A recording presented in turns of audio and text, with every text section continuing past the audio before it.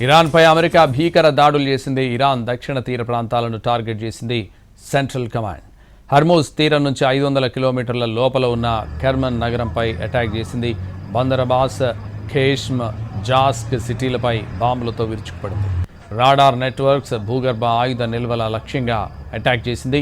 IRGC బోట్లు, డ్రోన్లు, మిసైళ్లు టార్గెట్గా దాడులు చేసింది అమెరికా. ఒక వాటర్ పంపింగ్ స్టేషన్ పైన దాడి చేయడంతో ఒకరు చనిపోగా 4 గాయాలయ్యాయి. ఇరాన్పై అమెరికా భీకర దాడులు చేసింది. ఇరాన్ దక్షిణ తీర ప్రాంతాలను టార్గెట్ చేసింది సెంట్రల్ కమాండ్. హర్మూజ్ తీరం నుంచి 500 కిలోమీటర్ల లోపల ఉన్న కెర్మన్ నగరంపై అటాక్ చేసింది. బందర్ అబ్బాస్, ఖేష్మ్, జాస్క్ సిటీలపై బాంబులతో విరుచుకుపడింది.